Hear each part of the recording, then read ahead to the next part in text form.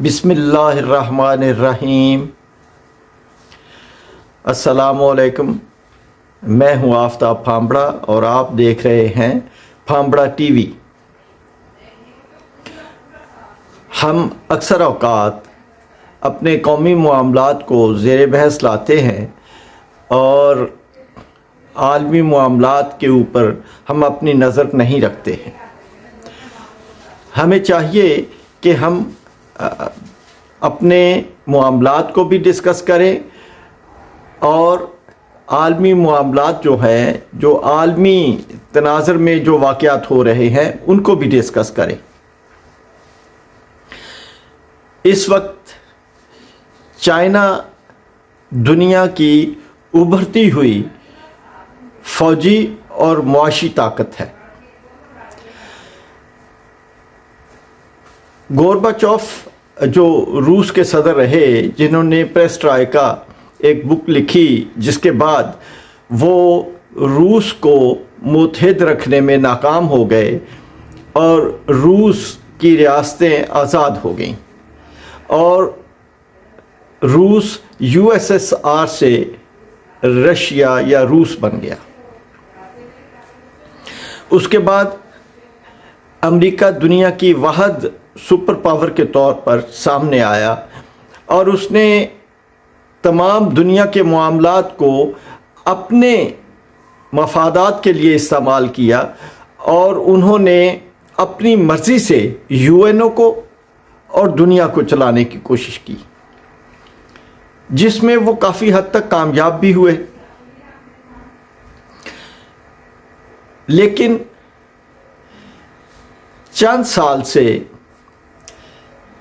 شی جن پنگ کی قیادت میں چائنا نے زبردست ترقی کی اور ایک معاشی جن کے طور پر سامنے آیا جس نے پوری دنیا کی اکانومیز کو ہلا کے رکھ دیا۔ یہ ان کو جب اسٹڈی کیا جائے تو یہ ان کی اصلاحات ہیں، جس میں الیکٹریسٹی میں مراعات ہوں گی، جس میں اور مراعات ہوں گی، جس میں بہت ساری چیزیں ہوں گی۔ ایک کمپلیٹ پیکج ہے جس کے تحت انہوں نے معاشی ترقی کی۔ بہرحال چائنا کا دنیا میں اب ایک امپورٹنٹ رول ہے۔ امریکہ چائنا کی معاشی طاقت سے خائف ہے اور گاہے بگاہے چائنا کے خلاف مختلف پالیسیز بناتا ہے۔ اس کے مختلف تھنک ٹینک ہیں جو چائنا کے حوالے سے کام کر رہے ہیں اور چائنا کو ذک پہنچانے کے لیے وہ امریکہ جو ہے وہ ہر وقت تیار ہوتا ہے۔ پچھلے چند سالوں سے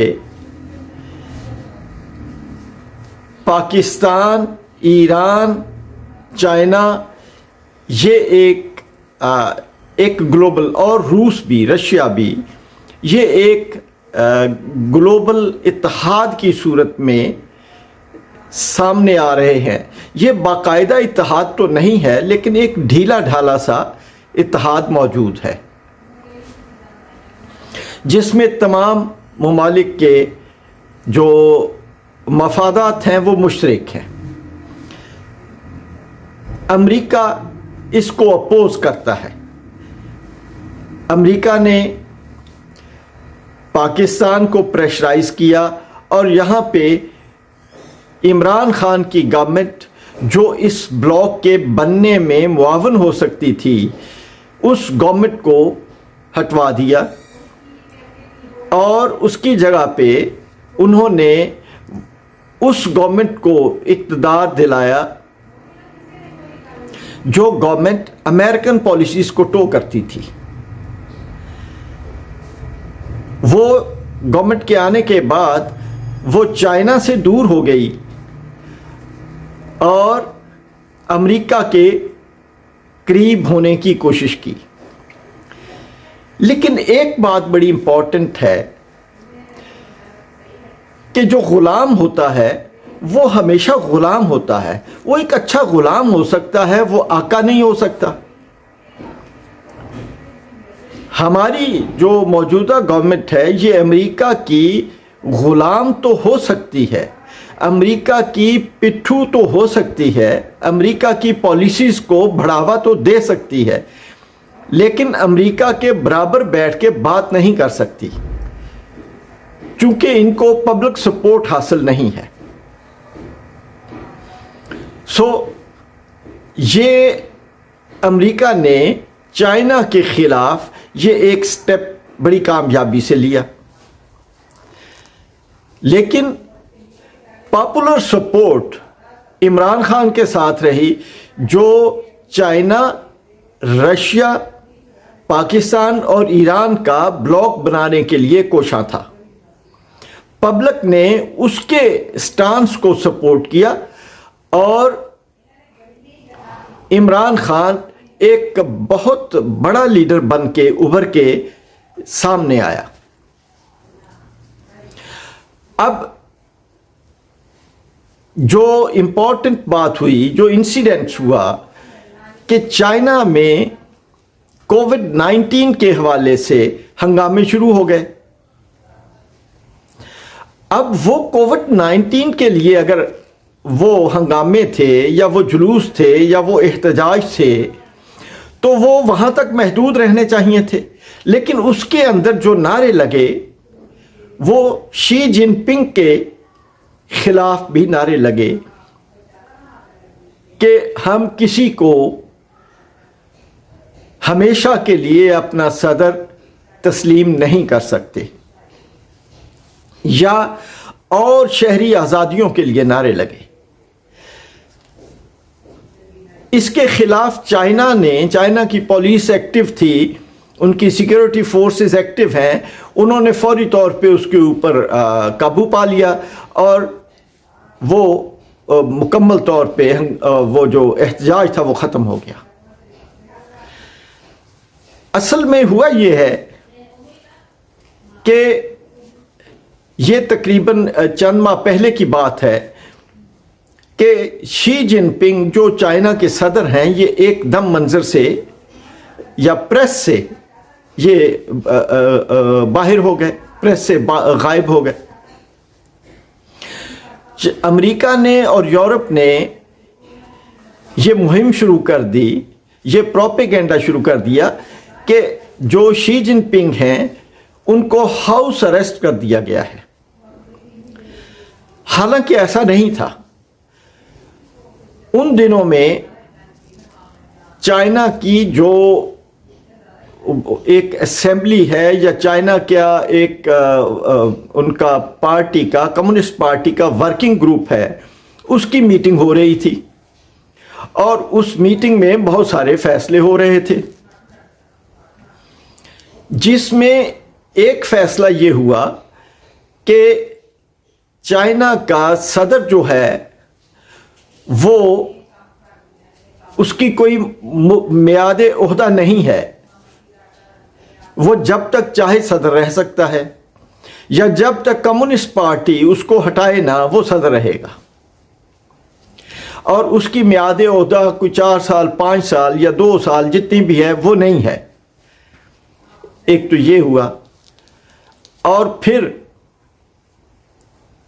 اس کے بعد وہ شی جن پنگ پریس میں بھی آئے اور انہوں نے آ کے اپنی پالیسیز بیان کی. تو یہ ایک بڑی امپورٹنٹ بات ہے کہ اس وقت 2 معیشتوں کا ٹکراؤ بھی ہے, چائنا اور امریکہ کا, اور 2 فوجی طاقتوں کا بھی آمنا سامنا ہے, جس میں امریکہ تنہا چائنا کا مقابلہ نہیں کر پا رہا, بلکہ امریکہ اپنے اتحادیوں کے ساتھ مل کے کوشش کر رہا ہے کہ چائنا کا مقابلہ کیا جائے. اور یہ بات بڑی قابل ذکر ہے کہ چائنا نے اپنی معاشی پالیسیوں کی بنا پر امریکہ اور یورپ کو بہت پیچھے چھوڑ دیا ہے. اب اگر آپ دیکھیں تو آپ کو اپنے ملک میں یعنی پاکستان میں سوائے اسلحے کے امریکہ کی کوئی پروڈکٹ نظر نہیں آئے گی. اس کی وجوہات ہوں گی، یا تو امریکہ کی وہ پروڈکٹ جو ہے وہ قابل اعتماد نہ ہوگی، یا پھر وہ بہت مہنگی ہوگی. اب دونوں صورتوں میں اگر کوالٹی کو مد نظر رکھا جائے یا اس کی قیمت کو مد نظر رکھا جائے تو دونوں صورتوں میں امریکہ کی پروڈکٹ عالمی مارکیٹ میں پذیرائی حاصل نہیں کر پا رہی، جس کی وجہ سے امریکہ معاشی بحران کا شکار بھی ہے. امریکہ کی صرف ایک انڈسٹری جو وار انڈسٹری ہے، جس میں اسلحہ ہے، صرف وہ انڈسٹری امریکہ کو کما کے دے رہی ہے. اب ان حالات میں اگر امریکہ کے اور کمپیٹیٹر بھی آ جائیں، جس میں چائنا بہت بڑا کمپیٹیٹر ہے، وہ آ جائیں، روس ہے یا فرانس ہے، تو پھر امریکہ کی وہ انڈسٹری بھی سکڑنا شروع ہو جائے گی. مثلا جنرل پرویز مشرف نے جو پاکستان کے صدر رہے، انہوں نے ہمارے اسلحے کی نمائش آئیڈیا 2000 کے نام سے شروع کی، اور وہ نمائش جو ہے وہ صرف اسلحے کی نمائش نہیں تھی جس میں تمام دنیا سے مبصرین آتے، بلکہ وہ ایک سودے کی منڈی بھی تھی جس میں پاکستان بھی اسلحے کی مارکیٹ میں آ گیا. امریکہ کو اور دوسرے جو ایسے ممالک جو اسلحہ بیچتے ہیں ان کو یہ وارا نہیں کھاتا کہ پاکستان جیسا چھوٹا ملک جو ہے وہ بھی اس مارکیٹ میں آ جائے. انہوں نے پاکستان کے خلاف مختلف چیزیں، مختلف ایکشنز کرنا شروع کیے، مختلف سازشیں شروع کر دیں، جس کی بنا پر پاکستان کا جمہوری نظام بھی ڈیریل ہوا.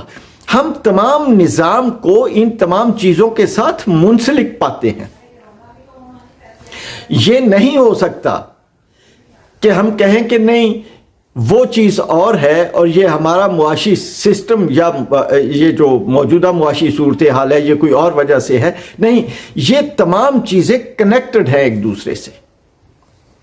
یہ ہماری سیاسی قیادت کو دیکھنا ہے، ہماری سیاسی لیڈرشپ کو دیکھنا ہے کہ ہم نے اپنے ملک میں کیا اصلاحات کرنی ہے جن کی بنا پر پاکستان ترقی کی منازل طے کرے.